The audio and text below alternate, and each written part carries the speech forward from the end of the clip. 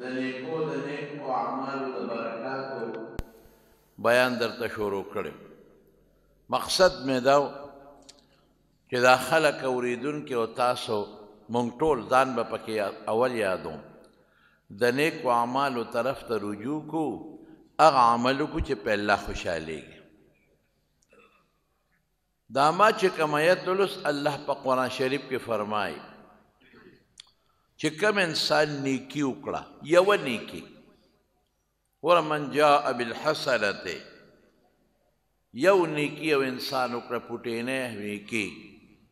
نو الله فرمایي فله خیر منها، د چې دا نیکي کوله د په دې زړه کې دا نیکي ولې کوله چې الله خوشحاله شي.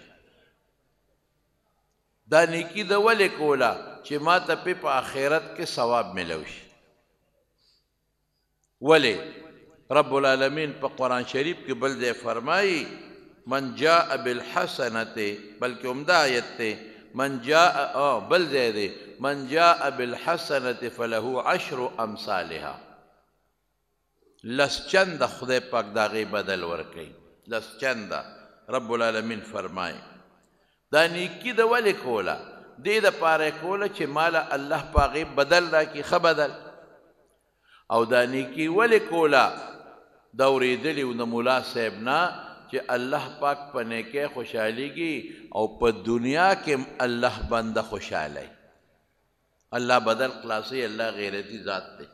تا الله خوشحالی، الله به تا خوشحالی. حضور پاک فرمایي انا اغیر منکم، وی ستاسو نه غیرتي زیمه، والله اغیر مني، وی الله زما نه غیرتي دی. او پښتون وی غیرتي د چا بدل په ځان نه پرېږدي، دا قانون دی. نیکی کوله د مقصد سو، مقصد دا چې الله خوشحاله شي، مقصد دا آخرت کې الله اجر راکړي، مقصد یې دا چې زه الله خوشحاله کم چې ما الله خوشحاله کړي. نو الله فرمایي په قرآن شریف کې فله خیر منها، نو د ده چې کوم سوچ دی د دې نیکۍ نه، زه به د هغې نه بهتر وله ورکوم، د دله سوچ نه به م وله ښه ورکوم. دا څومره لویه خبره ده. فله خیر منها، د دې نیکۍ نه ښه شی به ورکوم، بهتر شی به ورکوم، زه خوشحاله یم، زه به دې په دنیا کې خوشحالوم. د دې نیکۍ په بدل کې بدله زه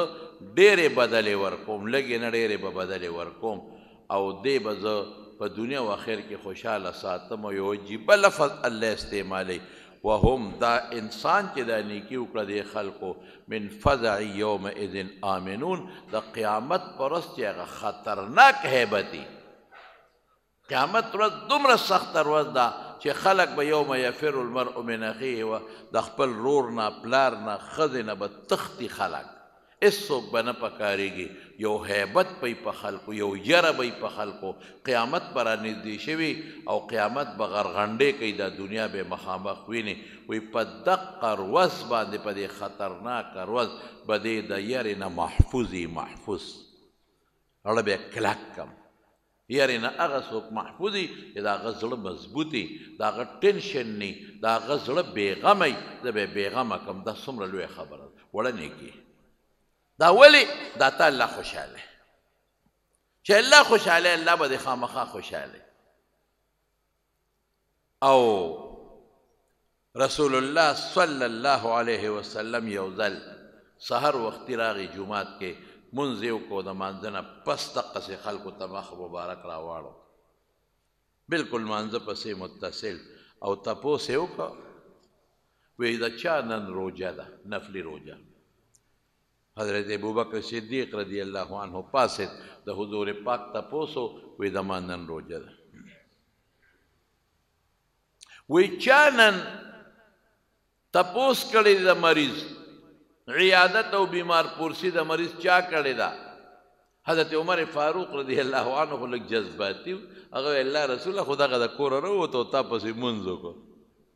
نو موږ ته خو لا موقع نه ده میلاو شوې د بیمار د تپوس. د بیمار تپوس خو خلک هله کوي چې د مونځ نه اوزګار شي بیا لاړ شي، موږ خو دقه د کوره راووتو او نیغ جومات ته رالو. حضرت ابوبکر صدیق پاسید، وی د الله رسوله ما بیمار پرسې کړی د په لاره را روانو، عبدالرحمن ابن عوف رضی الله عنه بیمارو، وخت د مانځله و نو هغه کره ورننوتم چې شپه به پې څنګه تېره شوي شپه به ښه تېره شوي که سخته به تېره شوي نو ما هغه کره ورننوتم د هغه تپوس مې وکړه ما د مریض بیمه پرسي کړې بیا حضور پاک وفرمایل وی چا به نن صدقه کړي حضرت عمر رضی الله عنه بیا پاسید وی د الله رسوله مونږ خو د صدقې ټیم لا نه دی راغلی مونږ هم دقه د کوره راووتو نغرالو او جومات ته مانځله رسول الله مبارک چې دا فرمایي حضرت ابوبکر پاسې وی د الله رسوله ما صدقه کړې ده وی چې راووتم یو سړی اوږې نار راله مخې له راغی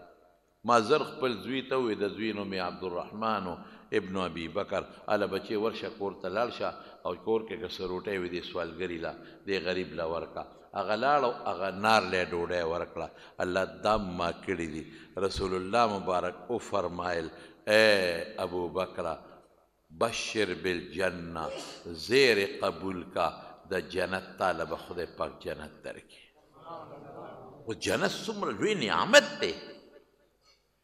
په څومره معمولي څیز الله ورکوي بیمار تپوس اوس موږ د بیمار تپوس نه کوو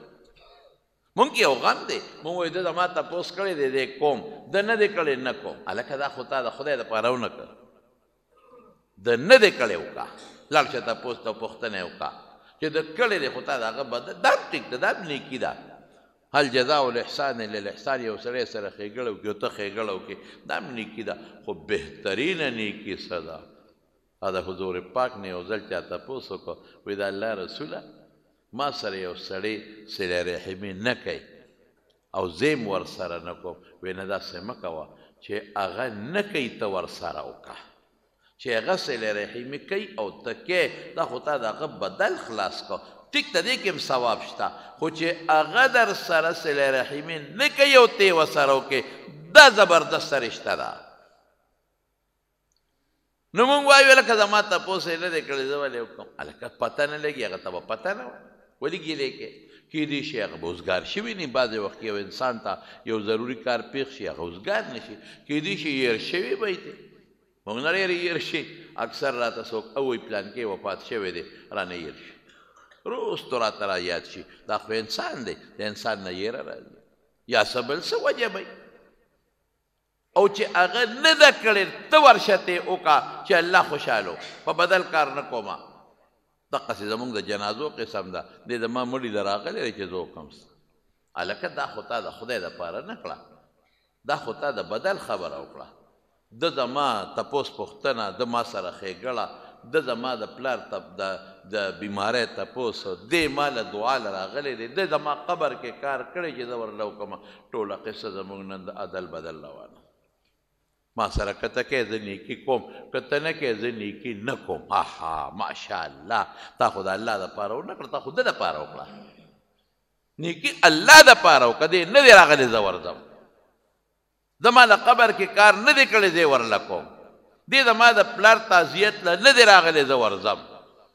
ده زما پوښتنه زما د پلار نه ده کړی او زه د پلار کوم ته ګوره الله خوشحاله که چې الله تا خوشحالوي که نه دغه سړی به راځي ستا د خپو کې به پروت ملامت به درته ناست دی اوخو یاره ما خو یې تپوس نه وکړی او دا یې زما تپوس ته راغی ملامت به راته ناست دی نو دا ګوره تپوس مې وکړه او دا څومره معمولي خبره په تپوس رسول الله مبارک فرمایي د نیکۍ اجر ته وګوره وایي چې څوک د یو مریض تپوس له لاړ شي د یو مریض تر څو واپس کور ته نی را رسېدلی او یا زره فرشتې د ده دپاره دعاګانې کوي څومره لوی ثواب دی پکې بلکې یو حدیث کې دا راځي چې کم انسان د یو بیمار پرختلې لځي دی د جنت په باغ کې روان دی نو زمونږ طالبان د دې درې توجیحات کوي اسانه دا ده که دغه وخت دی مړ شو په دې لار په تلو راتلو کې هغه سره تپوس پوښتنې وخت کې دی به نیغ د جنت باغ لځي اسانه معنا ده او بیا نفلي روژه نیول اوهو حدیث کې راځي نبی علیه السلام فرمایي چې بیا په جمع کې نفلي روژه الصوم فی الشتاء دا غنیمت بارده دی ډېر خشته ښکلې اسان غنیمت ورځ لنډه ده لوږه نشته تنده نشته او وخت پې کم لګي نو دا روژې په دې جمع کې نیسئ دا نیکي د غټه نیکي ده الله پې خوشحالېږي حضور پاک به د ګل پرز او د زیارت پر روجه نیوله وی په دې وخت کې زما عمل الله ته پیش کېږي نو چې زه روجهدار یم او زما عمل الله ته ورسېږي د جمعې به هم نیوله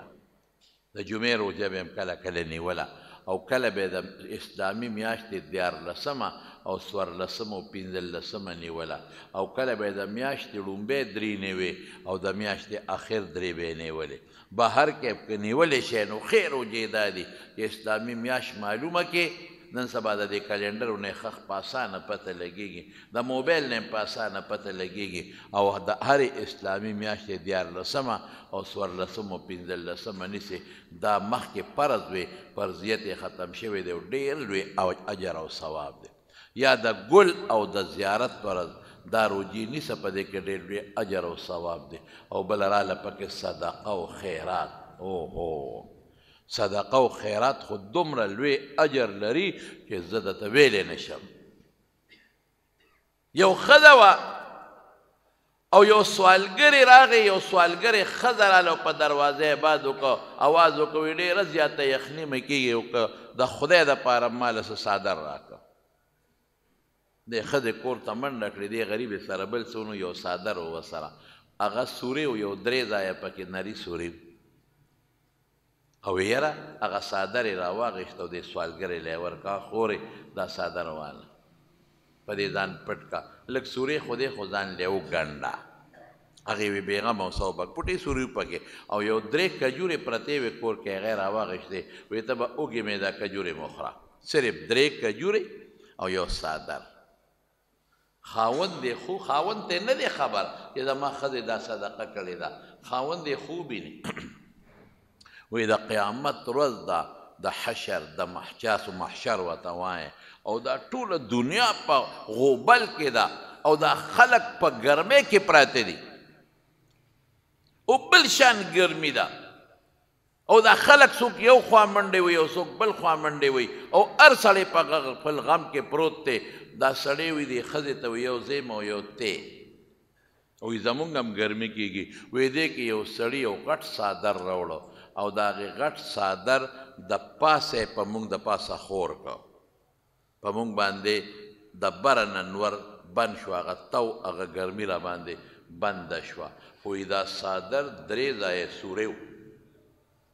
دا چې که بېلا به یې د پاسه خور کړو نو یو بل سړی راغی نو په هغه یو سوري هم څه شی کېښود بند یې کړ په بل سوري هم څه شی کېښود بند یې کړ په بل هم کېښود بند یې کړ وی خلک په تو کې تړقېږي او په موږ د پاسه یخ څادر دی ښایسته مزېدار او یخ سوری دی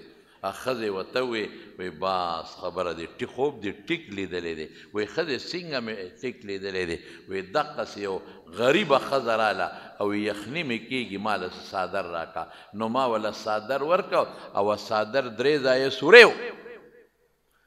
تا چې د قیامت پر ورځ دا موږ د پاسه څادر ولید د هغه څادر و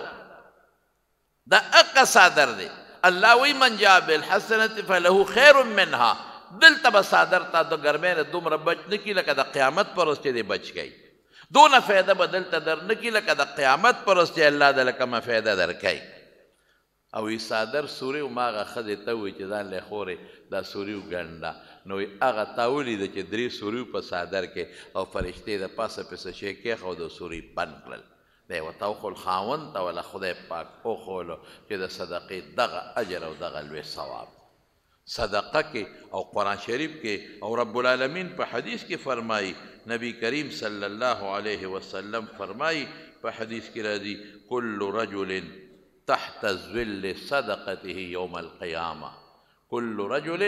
تحت ظل صدقته يوم القيامة چې د قیامت پر ورځ به هر انسان د خپلې صدقې د سوري لاندې وي موږ صدقه نه ورکوو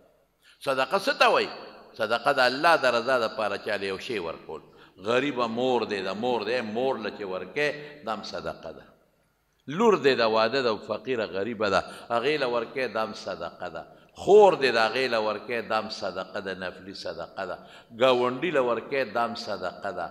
مالدار سړی دی یو وخت کې هغه محتاجه دی مالدار دا نه چې غریب دی خو یو وخت کې یو شي ته محتاجه دی هغه له دې ورکړه دا هم صدقه ده مونږ صدقه دې ته وایو چې پلار مړ شي او دیګونه او ډنګه وه او که په ښه نیت وي نو دا هم صدقه ده خو دا مونږ په ښه نیت نه کوو خفه کېږې ما په دروازه باندې م غټ پنځو کوتک والا ودرولي او چې کوم مسکین فقیر راځي هغه شړو او چې کوم ماشومان یې هغې ته هغه د لاس سوال و هغه روجې چې ته نه خورې او یا چې ته سوالګري وي هغه ته د لاس هغه روجې ږدو ټیک ده د لاس سوال روجې پلیتې نه دي پاکې دي خوړلی شي خو دا توهین دی دا سپکوالی دی نو دا خو صدقه نه شوه صدقه خو دا ده چې دا کوم مسکین فقیر دی له ټول نه مخکې ورکړي او صدقه کې ښه شی ورکوه چې الله پې خوشحاله شي حضرت ابو طلحه رضی الله عنه چې کله آیت نازل شو لن تنالوا البر حتى تنفقوا مما تحبون چې کامله نیکي دا ده چې کوم شی د خوښې د خدای په لار کې خرچ کې نو د جومات ته مخامخ یو باغ و هغې ته به بیرحا وي ډېر اعلی باغ و د کجورو او پکې خشته ښکلې یخې اوبه وې حضور پاک به هغه باغ ته ته و د هغې هغه اوبه به یې څکلې بس فوراً راغی رسول الله مبارک ته وی الله آیت نازل که چې بهتره نیکي هغه ده چې کوم شی د خوښي بل لی ورکې وی بیرحا باغ د الله رسوله ما د خدای په نوم وقف که خیراتي دی او تا ته مې اختیار درکړه چې ضع حیث شئت چې کوم دی د خوښي هلته یې ورکه یاره حضور پاک په دومره خوشحاله شو وی بخ بخ لکه موږ پښتو کې وایو واه واه واه واه دومره خوشحاله شو ذالک مال رابح او یو روایت کې ذالک مال رایح دا جاری صدقه ده دا فایده او ګټندویه پښتو کې مو وایو ګټندویه صدقه ده او داسې وکړه قد سمعت ما قلتا چې څه وایي ما واورېدل خو داسې وکړه چې دا د خپلو رشته دارانو کې کوم غریبانان یې هغې لی ورکړه په رشته کې چې کوم غریبانان نو په رشته کې چې کوم تربوران او غریبانان نو په هغې باندې هغه باغ تقسیم کړه صدقه کې ډېر لوی اجر ډېر لوی ثواب دی کل رجل تحت ظل صدقته یوم القیامه قیامت په ورځ به هر انسان د خپلې صدقې د سوري لاندې به سرسایه لکه مونږ وایو په پښتو کې باباجي زمونږ به وی دا سرسایه ورته ولې وایي سایه سوري ته وایي دا ستا د سر سورې دی سورې د قیامت په ورځ به ستا دا سرسایه د سر سوري وي او د نور نه به پې بچې د نور د تو نه به پې بچې مونږ بیا په صدقو کې څه کوو مالدار له روجې پخې کو پلار مې مړ دی مالدارانو ته وایي غریب ته نه وایي غریب ته ملته کوتک ولی ودرولي دا مه پرېږده د لاس والو روجې ورته ږدو دا صدقه ده دا خیرات دی ښه صدقه جاري صدقه ده جومات کې ولګوه بهترینه صدقه قسم دی که ردې نه بلی نن سبا جومات کې پیسې موږ جوماتونه په چندو جوړو ولې څوک نه ورکړي پلار دې مړ دی رور دې مړ دی 10 کاله مخکې مړ دی 15 کاله مخکې او جایداد یې درته پاتې دی ورکړه صدقه جومات کې خو بس کېږي جومات د ځمکه واله په خدای که ردې نه بهترینه صدقه بله شته قسم مې راته وخوړ مونځ پکې کېږي تلاوت پکې کېږي ماشومان سبق پکې وایي ذکر پکې کېږي الله له دې ورکړه او جومات ته جوړ کړه جومات چت ته پې واچو او هغې له دې پیسې ورکړې نو د دې نه ښه صدقه بله کم ده پلار ته که ثواب رسې او بخې رور دې مړ دی ښځه دې مړه ده خاوند مړ دی د ښځې او صدقه کې دې نه بهترینه صدقه بله نشته دا روجې موجې او دیګونه میګونه ډنګول منګول دا ما د دې انکار نه دی کړی دا مې یو صدقه د خیرات دی خو چې نیت د ریا دې نه او په صحیح طریقه یې وکړې خو چې ویې خوړې صدقه دې لاړه ختمه شوه چې خېټې ته ورسېده خبره ختمه شوه او دا د جومات صدقه لکه دا ځمکه چې چا کمو مشرانو بخلې د پښتنو نو هغې به قبر کې پراتي پته یې نشته څونه پورې به هغوی ته ثواب میلاوي صاحب د خدای پاک وبخي دا لږ ځای نه دا دې خوا دی دا د دې ادبرجۍ نه لږ دې خوا دا د هغه زه لاړم او شریف ماما دې خدای پاک وبخي دواړه اوس وفات شوي دي هغه ته مې ته راځه پسې ځکه لږ ځای دی جومات ته راغی چې لاړو مې هغې ته ورپسې مونږ ویل جي صاحب ستا دلته کې د کور و مونږ ویل لکه غوندې ځای م پکار دی جومات دپاره هغې ویل زه سبا درشم سبا راغې صاحبه او کونټۍ ورسره وه څونه ځای پکار دی دا د یو ډنډه غوندې وه څونه ځای پکار دی مونږ وی دا ځای پکار دی چې مونږ دا دیوال ورباندې نیغ کړو جومات کوټه لږه اوږده کړو نه نه وی دا خو ډېر معمولي شی دی دا نه ورکوم خدای له به دونه پوټی شی ورکړو دې ته ایمان اوس دا اوس د زړه خبره ده الله له خدای له دا پوټی شي الله له غواړئ ځان له خو نه غواړئ او دومره پوټی شي د خدای له ورکم راشه دا کونټی زما واله چې څومره م پکار یي دلته راکاږې زه به تې ځم بله ورځ او ما نه به وروستو پاتې مونږ وایي بس چې څونه پکار دی ګیلکار م راوست وي دغه پکار دی هلته یې کرخه راښکه دا ګور دا صدقه خلک ورکوي خو دا یو عجیبه خبره ده چې خدای له زه لږ شی ورکم الله له ورکوم او لږ شی ورکم نه جي دا سودېدلې ډوډۍ د زما بچې نه خوري دا ورکه طالب له های های خدای له سودېدلې ورکې یاد وساتئ زما رونو رسول الله مبارک فرمایي د ځانه نه ویم چې کومه صدقه و خیرات کې دا مخکې د الله لاس له رسېږي وروسته د بنده لاس له رسېږي ما چې دله ورکړه دله مې ورکړه ظاهر کې خو د لاس له لاړه لیکن دا د ټولو نه مخکې د چا لاس ته رسېږي د الله وروسته دله را رسېږي الله ته خبردار نو خدای له سوې ډوډۍ ورکوي اوس هم د طالبانو له بعضې خلک وظیفه ورکوي د 3 ورځو د 4 ورځو زړه وظیفه فرج کې پرتی نو هغه ورته پلوخي دا مونږ ته طالبان فریاد کوي وی بعضې خلک داسې ترکاري راکړي چې هغه د 5 ورځو د کورونو ترکارو کې واچو هم ورسره لاړه شي برباده شي هم بین کوي های دا کېده دا ډوډۍ کېده دا مه خرابوه دا به طالب له ورکو ښه نو طالب راغلی ورکړی به دی وکنه نه دا نه پاتې شوه نو دا به سبا ورکومه نو سبا دې لږه ورکړه نو پرته په کې بل ورځ به ښه شي د هغه نوره ترکاري به سره برباده شي او بیا د دین طالب چې کم پیغمبر حدیث وی کم قرآن وی کم دین زده کوي هغه له خو زه چې بهترین شی وله ورکه ښه شی ورکه او ته ګوره چې خدای پاک بدل درکوي او که الله دله د هغې بدل نه درکوي یو لوی عالم تیر شوی دی عبدالله ابن مبارک دا یو ډېره د عبرت خبره امیر المؤمنین فی الحدیث زموږ علما لیکي چې د حدیثو بادشاه د حدیثو بادشاه او ډېر لوی سړی و په خپل هم ډېر زیات مالدار و او دا غزان له د حدیثو واقعات دي که چې ته مقرره له بل وخت به درته ویم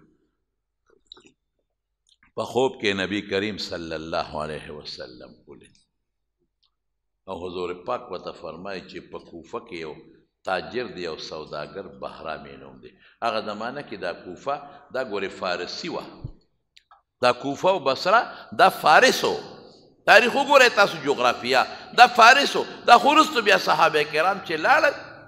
د حضور پاک زمانه کې فارس به یې دیته وي صحابه لاړل حضرت علی رضی الله عنه نو هغه بیا عرب لاړل هلته کې دارالخلافه منتقله شوه نو بیا دا وروستو عربي زده کړه نو عبدالله ابن مبارک خو هم د هغوی نه څه 2.5 کاله پس تېر شوی دی نو دا نومونه هقسې فارسي را روان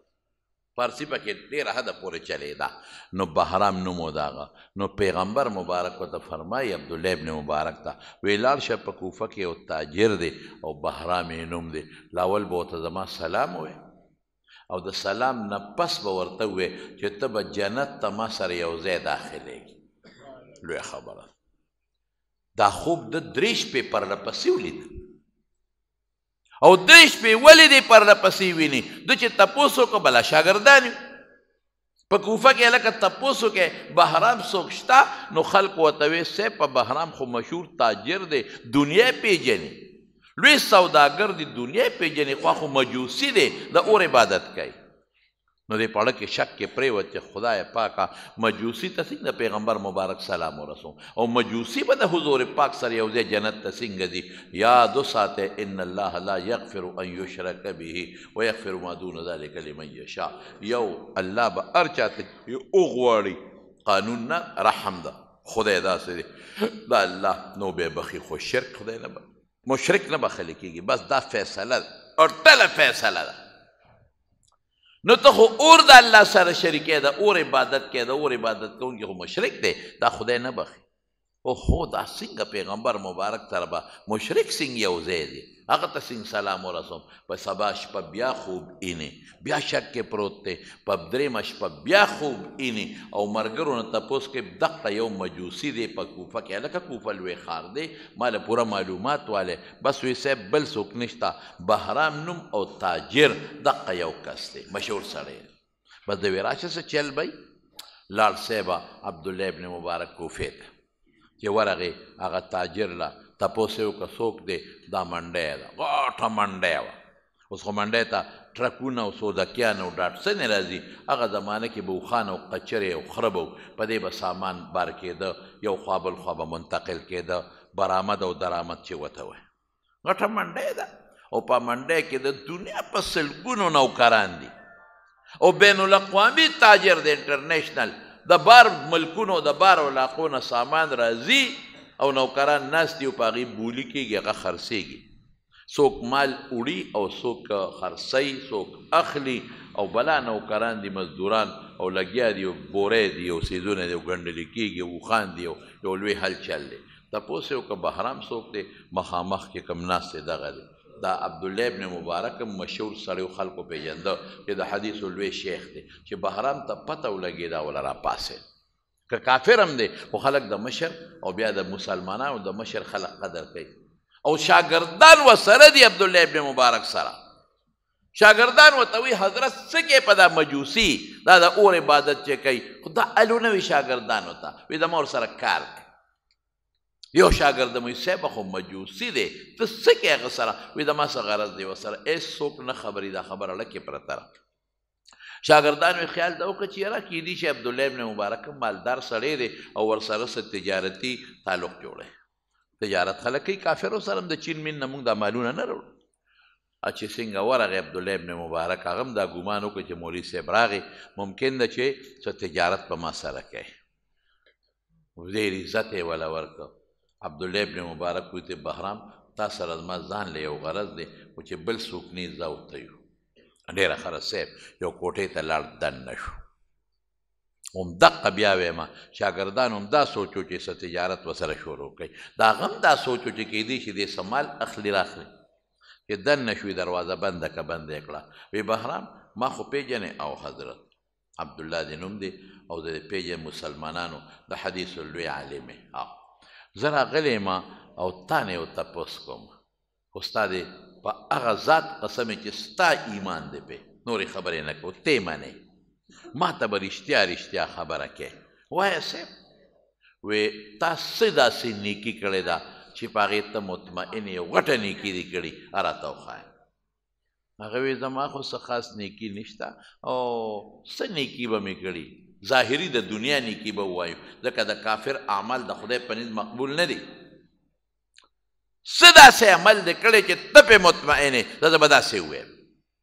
یاره ما خو څه داسې عمل نشته خو دې منډی کې دا زما تاجران دي ما ته هېڅ حساب کتاب د خپلو پیسو نه لګي دغه منیجران دي مونږ ورته دې زمانه کې منیجران وایو هغه زمانه کې چې هر څه ورته وي او دا لګیا دی او شی خرڅوي او اخلي او قرض هم ورکوي او نغد هم ورکوي او لګیا دی یو سیسټم روان دی او دا مې ویلي دوی ته که غریبي پیسې ورسره ني مې غواړی دی یو سړی قرضدار دی بعضې وخت په تجارت کې بعض انسان قرضداري شي نو که په تجارت کې قرضداري شوي بس معاف کوی او که چېرته څوک راشي او د ډوډۍ وخت یې ډوډۍ ورکوې د اوبو وخت یې اوبه وله ورکوې دقه نیکي نه نه دا وی وړې خبرې تا چېرته یو نیکي داسې کړې ده چې هغه یو عمل به ویم زه بیا یو ښه کار به ورته ویم نیکي به ورته ونه ویم یو ښه کار دې کړی دی یو ښه عمل دې کړی دی چې ابه ما ته وایې چې څه دې کړی دا خو وړې خبرې دا خو هر څوک کوي داسې عمل چې تا کړي او ته پې پوره مطمئن یې چې یو ښه ښېګړه مې کړی یو ښه کار مې کړی ابرهام ورته وایي چې ښه عبدالله ابن مبارک یو ښه کار مې کړی دی خو چاته به نه وې زه تا سره دا وعده کوم چې دی تا ته وې ته به ما سره دا وعده کې چې دا خبره به چاته نه کې بس دا زما ستا منځ کې شوه واده شوه وی عبدالله ابن مبارک زما یو زوی دی یو او بله مال مې دی دومره دولت او مال دی په خلکو مې پورې دی او نغد م دی چې ما ته د خپلو پیسو هېڅ معلومات نشته او دغه منډی ته وینې مالونه خرڅېږي اخیستلی کېږي دا اړتیان پکې خپل ځان له هغه د دلالۍ شی مخلي که نه او لګیا دی تجارت هم شروع دی زما د زوی واده و ما وی راشه پیسو باندې څه کومه داسې واده کوم او داسې خیرات کوم د مجوسیانو په ذهن کې چې کوم خیرات دی چې داسې بړو چا کړي دي اعلان وکړو چې هر حاس و عام ته اطلاع ده او زما د زوی واده دی ټول برابر هلکه دا ګورې ما ته هم یاد دي پخوا د پرلاله هغه ډمامه به یې ترخ کې نیولې وه او ډنګوله به دا خو مړه اوس دا خلک ډېر شو اوس دا شی څوک نه کوي نو په محله کې به هغه ډمامې والا ډمامه والا ډب ډب ډب ډب ډب خدای مو بخا د پلانکي خیرات دی تاسو ټولو ته خبر دی راځئ به دا زما یاد دي خو په محله کې به یې ډمامه والا یا په نږدې 2 محلو کې خلک به رالل اوس خو هغه شی نشته اوس خو وا ډمامه هوا شابه اوس هوا چې پت په فیسبوک در پسې بشیر جان د پیښور نه رانغې نو یاد ساتي او دا به بیا څوک مړی اوس خو ښې به ابه نه تلل هغې کې به حیا وه پیژنګلو به وه مخصوص کسان به لږ به چاته به بې تپوسه سوال نه پیدا کېږي چې یو سړی به د چا خیرات ته لاړ او بې تپوسه څه چې پرشته کې به دی وی خما پسې خط را لېږلی دی چې په خپله یې نیولي نه ورځو او ما ته یو ته ویلي دي 2 به نه ځي تاسو ته اوس خو مخکې ورځو کې یو سړی تللی و چې ته شادي حال کې ډوډۍ ته ناست و نو هغه شادي حال والا ورپسې راغی لکه وي دا ته څه کې روزانه راځې او چې دلته شادي حال کې زمونږ د خلکو ودونه روزانه ناستې ته په کورسۍ دا تا ته چا ویلي وایي ما ته دا واده خاوند په خپله ویلي دي په خپله هغه وایي تا خدای غرق که دا د ماشوم حقیقه ده د واده نه دي د چا دا حقیقه ده د ماشوم وایي ښه خدای ته وګوره اوس مه وایه اوس خو بې تپوسه خلک ور روان په پېښور کې دا شی ډېر زیات دی دا بې دعوته ورتلل کباړ کې ځان له 50 روپۍ پتلون اغچولي یا په 100 روپۍ هغه د کباړي پرتوګ او ځان له کوټ موټ اخیستي په 10-12 روپۍ باندې او د 15 روپیو تورې چشمې اچولي او لاس کې کونټۍ لا بیله نیولي او دغه څه وایي دا د مخامخ ناست دی دا څه ورته وایي امین وایي دا لوبه ما ډېره کړې ده وایي وی دا ما کړی مخامخ دا یې ناست دی وایي زه خدای نه معافي غواړم خو دا کار مې کړی دی وایي زه به روزانه په پېښور کې ګرځېدم په شادي حالونو دا ډوډۍ به مې خوړی بهر کیف نو دا لوبه د نورو هغه را رواني ښه پتلون دی او پینټ دی او شرټ دی او کونټۍ ده ورسره او چشمې دي او چې راشي هغه باندې څوک ګما خو پولټیکلي جټ راغی په دروازه ورته ښه مزېدار سلامه کوي او هغه زوی یې وایي پلار به مې ورته ویلي و پلار صاحب راځه دلته کښېنه صاحب او صاحب نه دی کباړي شیزونو کې ځان تړلی دی او په ډوډۍ ورغی او بیا د ظالم بچي یو کیو خوري هغه نری مری ترې راغونډې کړي نو غاښ کې ډکې مکې ووایي نو لاړ شي نو په بل شادي حال ورننوځي 2-3 ووایي دا ګناه بالکل ګناه شرم هم ده بې حیایي هم ده او رسول الله مبارک فرمایي بې تپوسه بې دعوته چې پردی ډوډۍ له ورغې سو دخله سارقا وخرج مغیره غل ورننوته او ډاکو دې راووته ډاکې وغورځونه ولې ګناه کې حرامه مړه دا خېټه خو لاندې ده دا خو بره نه ده امینه توبه رایستې اوس که او زه توبه رایستې ماشي کور ته خو به دې نه وړې په جیب مې یاره دا به دې م کړې د واده نه مخکې خلا وایي د واده نه مخکې خبرې دي لا وادې نه کړې مطلب دا دی که واده یې کړی بیا به یې کور ته موړئ عمر حیاته څه وایي توبې په یقین دې پرې نه راځي اوس خو زما پې اوس هم شک دی چې دی به اوس هم داسې ګرځي نه منې کېږي ګوره 2 ګوان راغله عمر حیات هم راغی میا صاحب هم راغی وي منې کېږي نه بهر کیف زما وروڼو خبره مې دې پورې کوله داسې خوشطبي هم ورسره وکړه امین ښه سړی الله دې وله خیر ورکړي بنیادي خبره دا ده چې او وایي چې زما د زوی ما وایي چې راشه خر هاس عام ته ویم اعلان مې وکړ چې څوک کمي زما د زوی واده دی او ډوډۍ له به راځي هېڅوک به نه پاتې کېږي نه غریب نه مالدار نه خپل نه پردی ماشومان او زنانه دې م راځي زنانو له ځان له ځای مې مقرره کړه او سړو د ځان دپاره او سیبه د دنیا را خوشې روټۍ خوري یو ورځ نه څو ورځې روټۍ روانه ده او یوازې ډوډۍ نه ما ځان ته ګفټونه مې ښودي جامې پیزا چې کوم به داسې غریب و هغه له مې جوړه جامې م ورکولې چې د چا به پیزار کمزوری و هغه له به مې پیزار هم ورکول راشه دا م وایه او چې څوک بده و چې کور ماشومان دي غریبانان هغوی ته مې کور ته موړی یاره وایي څو ورځې زما دا ډوډۍ وچرېده او اعلانونه وشو چې چا نی خوړلې خدای ته وګورئ راشئ وخورئ او زبردست پیجامې او پیزارونه مې خو ویشل یعنې تر دې حده پورې عبدالله ابن مبارک ما سامان وویشه چې اخره کې کوم لوښي و که نه ما نوکرانو ته وې دا لوښي م دې خلکو له ورکړې دا سودا سامان پکې ور واچوې ځان سره یوسې ښه دی خلکو پرېمانه دا روټۍ وخوړه او کور ته یې یوړه لوښي م یوړل او ارس وایي چې دا اخري شپه شوه او زه ستړی وم ډېر زیاته نوکران هم ستړي هم لاړل اوده شو او زم ستړی وم زم خپلې بالاخانې ته وختمه او زه سملاستم او نیمه شپه شو زه اوده شوم دې کې ور وټکېد دا اوس دی عبدالله ابن مبارک ته قصه کوي چې ور وټکېده نو ډېره سخت غوسه شومه چې دې وخت کې د خدای نیکبختو چې له اوده شوم او ستړی وم او خوب راغی د خوب راپاڅولم نو ما ویل چې دا شه نوکران غریبانان ستړي دي هغه نه ویښومه نو په خپله راکوشم دروازه مې کولاو کړه چې مې کولاو کړه یو زنانه ده د دروازې مخې ته ولاړه ده او ډیوه ورسره ده او ډیوه پړق پړق کوي لږ غوندې تیل پکې دي بس مري وایي ما ته وایي چې عبدالله ابن مبارک دا بهرام زه راغلی یم دې ډیوه کې تیل نشته او تا له رالم په تا مې ړخېږي دې کې ما ته لږ غوندې تیل واچوه وایي سخت مې دا زړه درد کوي چې دې وخت کې اوس د تیلو ته دې څه ضرورت دی شپې خو سهار له دروازې راشه نو زه خو خیرات کوم خلکو سره ښېګړې کوم نو بوتل به را تیلو ډک درکړم ما چې ته دې وخت کې موږ د خوبه پاڅولو او دې وخت کې په تیلو څه کې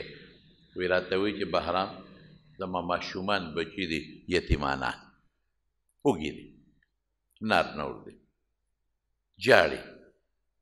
ډیوه کې مې تیل ختم دي نو ما وی چې دا ډیوه ورته برابر کړمه نو زه به م ورته ګورم ما ته به م ګوري او که ډیوه مړه شوه نو د لوږې د لاسه روغړېږي په دې ځمکه باندې د خېټې درد دی د لوږې د لاسه نو ما ته به نه ښکاري او دوی ته به یو بل هم نه ښکاري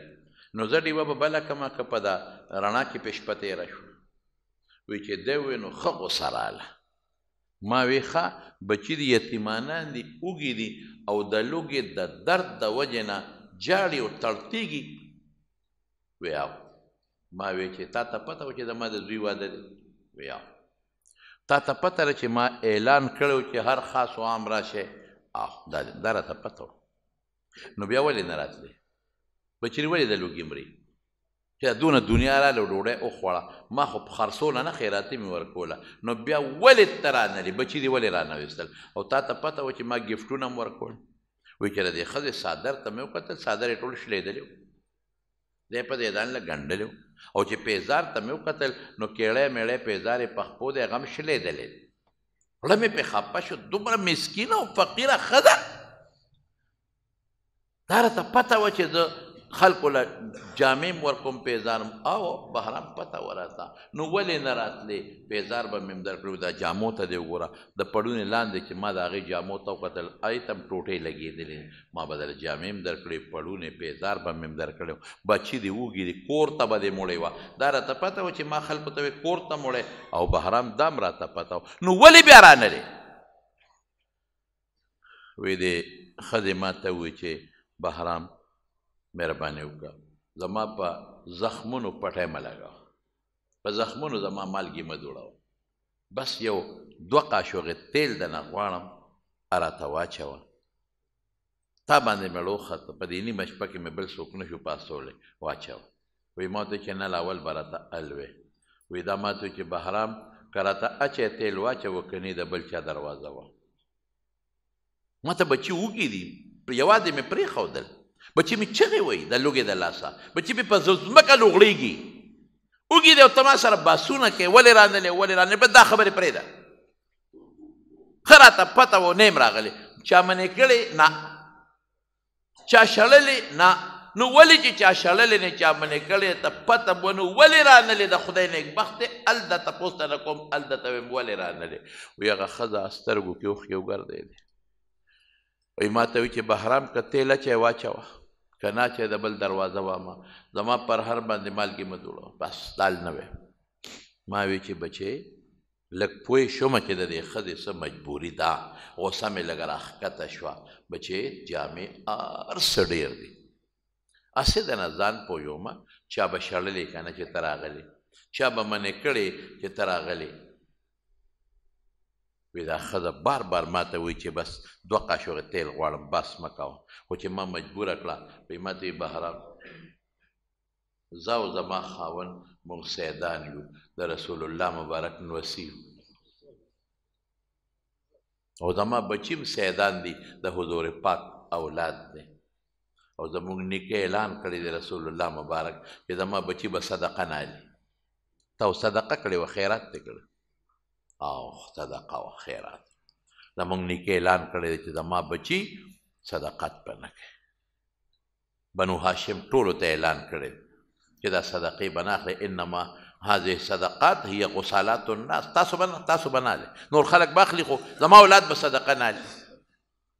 تا خو صدقه کړې وه که تحفه ډالۍ وه نو ما به اخیستې وه او زمونږ د پیغمبر اولاد یو سیدان یو موږ صدقې نه علو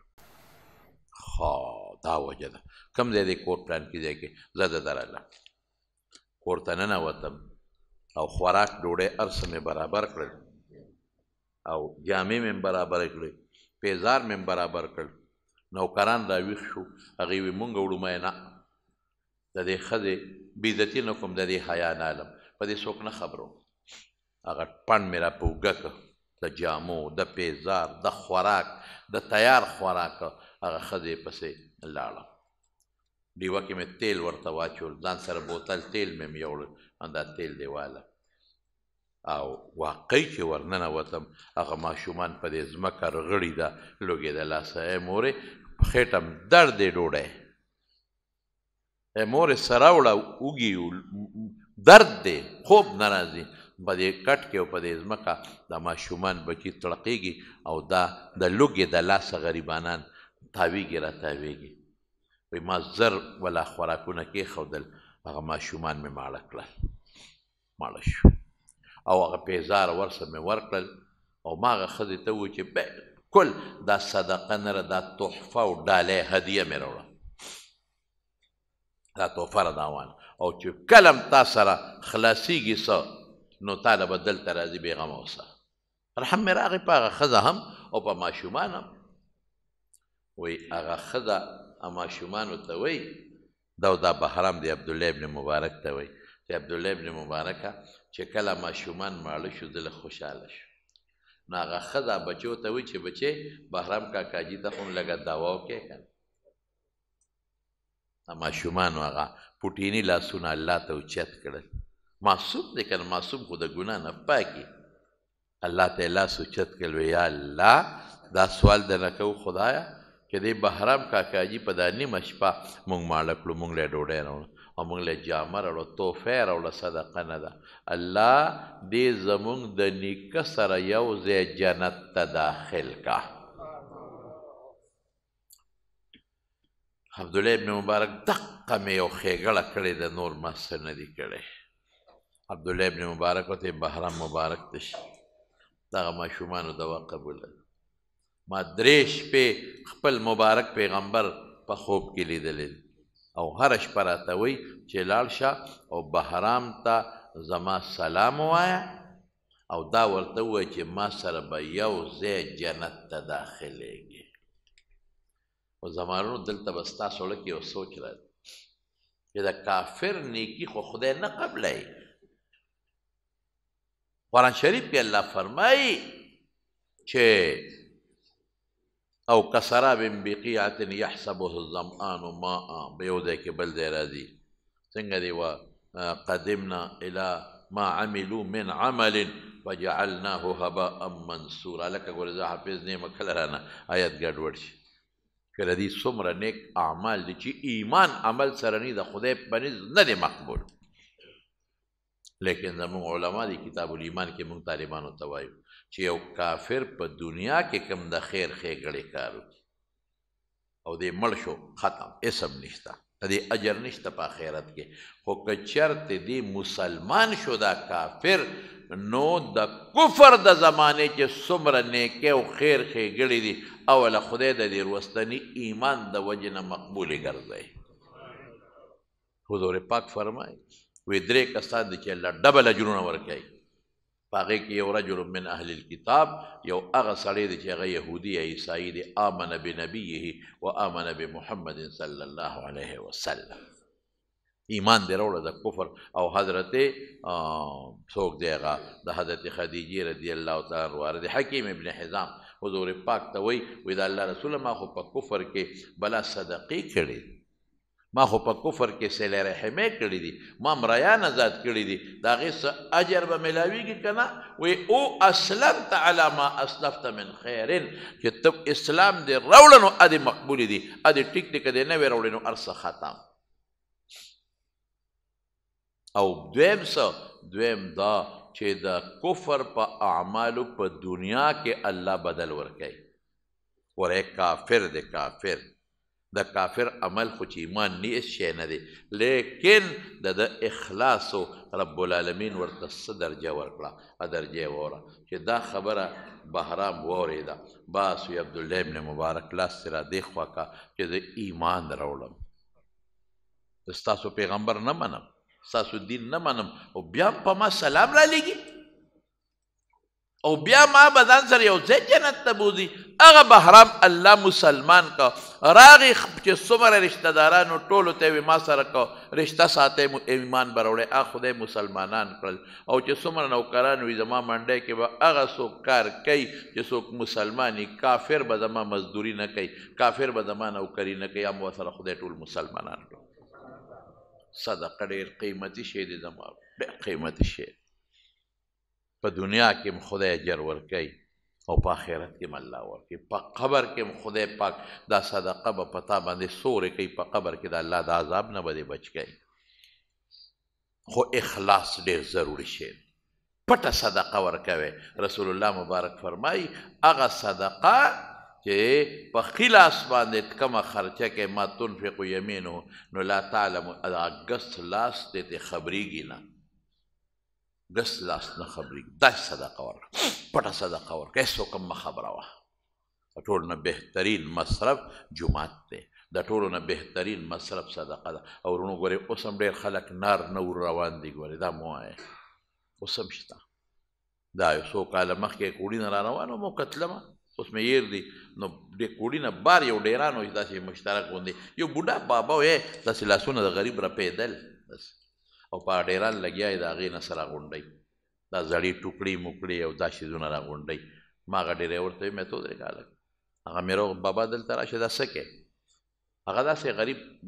دغه غوندې شو ویرېد مې نه بابا جي تپوس ته نه کوم دا څه کوې وایي دا راغونډومه دا خرڅومه مې په دې څه کوې وایي بچو له پې رزق روزي ګټم بچی راته نار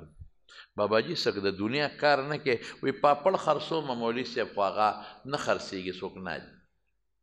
بچی نار دي نو دا کار دا به څوک منو کم ځای نه راوړ او ډېران باندې به څوک وګرځي مونږ خو دې پوزه پټو او ډېران کې او تاسو نه سولې چې په دې لاره ځئ دا ماشومان په دې ډېرانونو نه ګرځي دا ټوکړې موکړې نه راغونډئ دا د خیر ودې راغونډئ دا د خیر او د چا قسم په خدای قسم راته خورم زه کله کله ناوخته راځم کله په دې موټر وی باندې راځم نو دا چې کوم انټرچینج دی او د دې نه کوزېږم یاره 11 بجې یو ورځ را روان وم 11 نیمې 12 بجې اسلام آباد ته تلم را روان وم هلته ماشومانو دا پورپورکي سري دا خرڅول دا څیزونه ماشومان بچي جینکۍ وړې دا خرڅوي د دې پلاران نشته د دې میندې نشته ولې نشته دا مجبوره دي غریبانه ته به د شپې خپل بچی بار وباسې چې ورشه پاپړ خرڅ کا ته به خپله لور ماشومه د شپې وباسې مونږ خو چې ماشومان نوسان وسلي چې په بله کوټه کې چغه ووایي نو مونږ له خوب نه راځي او دا ماشومان غریبانان په دا نیمه شپه کې په د انټرچینج نه بار ولاړي او دا څوک پولې خرڅوي او څوک بل شی دی سوال نه کوي زه وایم دا سوالګري نه دي سوال نه کوي او موټر ته را مخکې چې دا خرڅوم دا خرڅوم دا خرڅوم دا د خیر وځې نه دي رونو دا د بدر وځې د دې ماشومانو درک نه لګي د دې د مور درک نه لګېدي د پلار درک نه لګي که لګېدي یا به پلار ناجوړه په کټ کې په پالج پروت وي یا به مور ناجوړه ورته پرته وي او موږ به څه وایو ماشومان دې سوال کوي ورکه د خدای ظالمه یو 10 روپۍ ورکه یو 20 روپۍ ورکه هر څه چې کوي خدای پیشه ماشومان پیشه دا واړه دا نار دي غریبانان اوږي دي نن سبا خو چې یو بیمار یو زنانه خبرې رانه اوږدې شوې یو زنانه وی مولوي صاحب ویې جړل ماته یو غوا مې وه یوه غوا ما به په خپله تلم او دې غوا له به مې په پټو کې ګیا کوله په خپله خاوند مې نشته مړه دي ماشومان مې یتیمانان بچي دي ما به له ګیا کوله په پټو کې مازدیګر به ووتم او ما به وله په پوله ګیا ریبله او دا غوا به مې سروله هغې نه پی مې اخېستل ماشومانو کار پې روان دقه یتیمانانو دقه غوا پړونو په سر کو زه به په خپله ګرځېدم سروله به مې او ګیا به مې وله ریبله پی مې ته اخېستل چې ماشومانو کار پې کېږي یو راته ناجوړه شو لاړم ډاکټر له هغه دا ټیسټ او دا ټیسټ او دا مې ورته دي ووایي چې زه دومره غریب یم وایي ښه مې ورته ووایي ویل غوا مې خرڅه کړه د غوا پیسې هم لاړې او ماشوم هم جوړ نه شو ای ډاکټره د خدای له به د قیامت پر څه جواب ورکړي ای ډاکټره خدای سره به څه کوې قبر سره به څه کوې خپلو بچو له بنګله جوړې خپلو بچو له موټر او خپلو بچو له عیاشي کې او بل کونډه او یتیمانان بچي ظالمه غرق دې کړل ته خیراتي نشي ورکولی خپل زوی ته ویلي سلمان ته مې بچې ګورې که یتیم کونډه نه دې پیس واخېستې یا دې ټیسټونو کې پیسې واخېستې ګورې زه به ښه پیم ملا نه طالب نه به هم نالي غریب نه به هم نه مسکین نه به هم نالي بلکل به ترې نالي او تپوس ورپسې کوم معلومات یې اخلم نالي مړه ډوډۍ به خدای درکوي ستا دا نوړی تېرېږي څنګه ستا بچو ته چې دا فروټ دې ماښام کېښودل او د دې ښځې دا غوا خرڅه کړه د دې یتیمانانو دا وینې دې تېرېږي څنګه د دې کونډې دا مال دې تېرېږي څنګه ای ظالمه ته د خدای نه یېرېږې دا ظلم شروع دی انتهایي ظلم بس پیسه ډېره که یتیم دی او که غریب دی او که مسکین دی زما نور خلک ته هم دا نصیحت کومه او تاسو خو مېرونه یې مقتدیان مې یې شاګردان مې یې چې څوک اوري تاسو ته ویم صدقې کوئ بس د خپل وس مناسب کوئ صدقه مال کمی نه زیاتئ او بل دا دی چې د غریبانان په ګاونډ کې د کم غریبانان دي په رشته کې د کم غریبانان دي اوږې دینار دي خدای دپاره ستا په مال کې د هغوی حق دی ان فی المال لحقا سوى الزکات د زکات نه علاوه هم ستا په مال کې پردي حقونه شته ډېر خلک دي چې اوږې دي غریبانان خو حیادار دي ویلی نشي چاته چې ماله راکړه زمونږ ډېر طالبان داسې دي د مدرسو چې غریبانان اوس هم زمونږ په مدرسو په طالبانو کې دا طالبان شته چې مازدیګر مزدوري کوي غریبانان مازدیګر مزدوري کوي ما ته اوس مخکې ورځو کې مې یو طالب وویل یاره وایي زه څوک هم سبق وایم هلته کې راته انتهایي تکلیف دی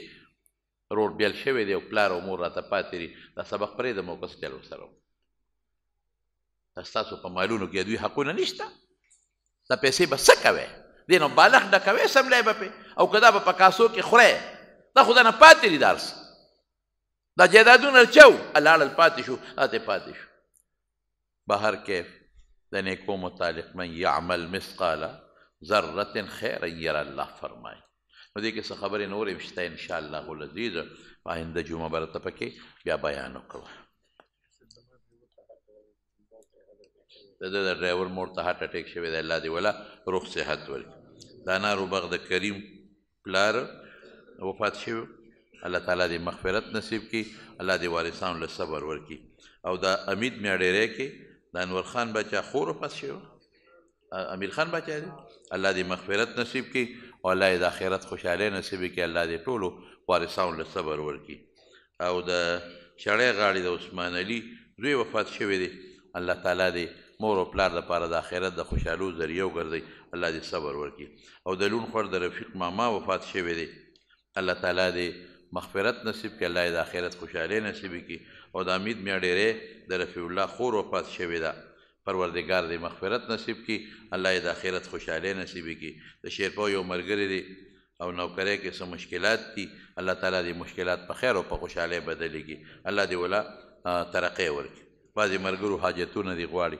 او زمونږ بعضې دوستان دي زمونږ نجیب الله خان هم بیمار دی بله جمعه هم نو راغلی اوس خو راغلی دی هم بیمار دی دعا ورته وکړئ چې الله روغ صحت ورکړي زمونږ یو بل ملګری سراج هم مانځله راځي څو جمعې نه دی راغلی څه بیمار شوی دی الله وله روغ صحت ورکړي نور څومره بیماران دي په دې مجلس کې دي په دی راغلی دي او یا په کورونو هسپتالونو کې دي پروردګار ټول له روغ صحتونه او شفا ورکړي الله د عبادت دپاره د منځونو ذکرونو دپاره ورله روغ صحتونه ورکړي الله او هغې ته مې کړی دعا الله دې مغفرت نصیب کړي او دا دعا مو کې پروردګار نه چې الله تعالی چا بچي نه الله اولاد وله ورکړي که د چا نارینه اولاد نه پروردګاره نارینه اولاد وله ورکړي چاته څه ټینشنونه پریشانۍ دي الله په خوشحالو باندې بدل کړي الله د حاسدینو د حسد نه مو ساتې د شریانو د شر نه مو ساتې د بدنظرو د بدنظرو نه مو ساتې خدای د ناګهاني شړقونو نه په امن و امان کې وساتې پروردګاره ته رانه راضي شي خدای د صدقو د نیک اعمالو توفیق مناسب کې سنتو چې څه خلاف ورځي د هغې نه الله نفرت پیدا کړي الله چې زموږ څومره دوستان دي د لرې لرې ځای نه راځي په یو یو قدم ول اجر ورکړي ته خوشحالۍ نصیبې کړي ته کامیابۍ نصیبې کړي او د دې محلو دا کم دوستان ملګري چې د هغوی خدمت کوي الله هغوی له اجرونه برکتونه عافیتونه او خوشحالۍ ورکړي وصلی الله تعالی علی خیر خلقه محمد دا زمونږ د ایوب خان د ایوب خان د هغه د ترور لور ده همایون صاحب یې نوم دی د دې دغه دی ترور زوی دی هغه بیمار دی اپریشن وله کوي د همایون صاحب دا به وکړو دعا دا همایون صاحب دی دوی ترور زوی دی د هغې خور اپریشن دی دعا ورته وکړئ د اخلاص نه چې الله اپریشن کامیاب الله ته اپریشن کامیاب کړي الله تعالی ته اپریشن کامیاب کړي ته وله روغ صحت ورکړي او دې ملګري دا خبره وکړه افغانستان او د پاکستان د حالاتو پروردګار دې اتفاق راولي الله د مسلمان هر ځای کې په دې نړۍ کې حفاظت نصیب کړي الله د مسلمان حفاظت نصیب کړي خدایه چې کم کفري طاقتونه دي او ظالمان دي دا ګوره غزه کې بیا ظالمانو ظلم شروع کړی دی او مې روغه ورسره وکړم بیا پرې بمبارۍ شروع دي الله دغه یهودیان تباه کړي دغه عیسایان او دا چې د مسلمانان جنګی او دا هندوان او دا ټول او مسلمانانو باندې سرونه ګرځي خدای پاک دې هغوی هلاک کړي د هر مسلمان دې الله حفاظت نصیب کړي برحمتک یا ارحم الراحمین